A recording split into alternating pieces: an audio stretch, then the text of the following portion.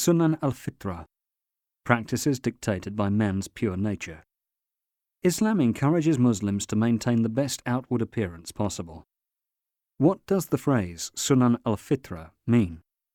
Sunan al-Fitra refers to a set of hygienic or cosmetic practices enjoined by Islam that is consistent with the pure nature in which Allah has created mankind, and which serves to enhance their appearance and perfect it, making Muslims combine both inward and outward perfection.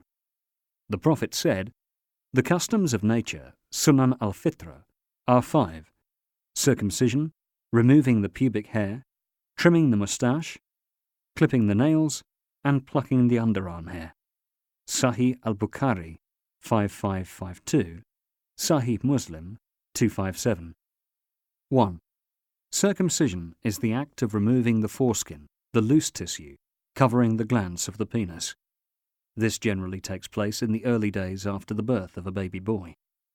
It is a recommended act and one of the customs of nature with regard to men. It also has numerous health benefits, but is not a precondition for embracing Islam. One, however, would not be sinful if he does not get circumcised out of fear or for any other reason. 2.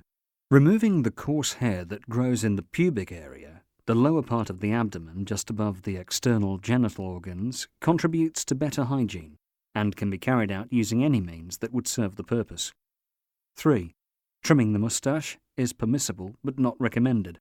However, if a Muslim chooses to keep it, he must regularly trim it. 4. Letting the beard grow. Islam urges men to grow a beard, the hair that grows on the chin and cheeks of a man's face. 5. Letting the beard grow means not to shave it, in accordance with the Prophet's teachings. 6. Clipping the nails.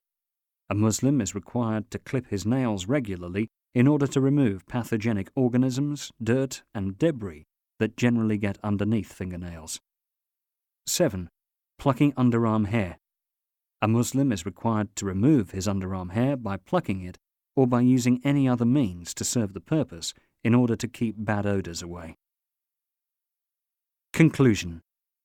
What's your next step? Once you have read this book, you will have taken the first step to learn about basic matters relating to your religion. Now, you need to translate what you have learned into action and make it a reality, for knowledge without practice will be a source of great regret on the Day of Judgment. You must also do your best to learn about other matters which you need in your daily life, but which are not covered in this book. A Muslim, no matter how strong his faith may be, always needs more guidance. Hence the prayer, "Guide us onto the straight path." Surat al-Fatiha 1:6, which is in the greatest surah in the Quran that a Muslim repeats daily in his prayers. Be mindful of Allah as best you can. Neither the present book nor any other book will provide you with detailed information about situations and incidents you may come across.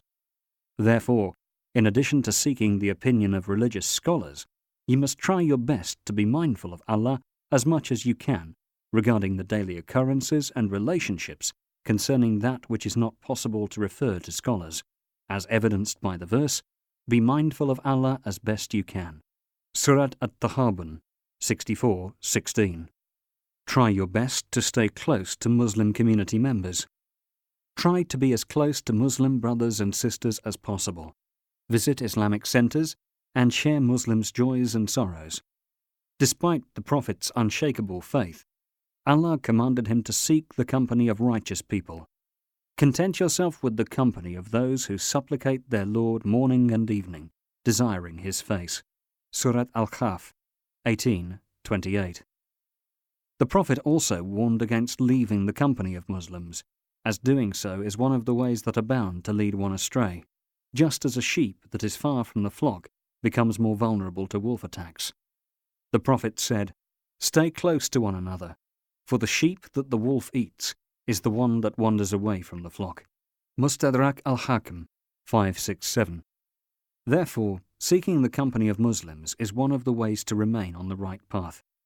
Doing so becomes even more necessary for new Muslims who are obviously in dire need of assistance and support.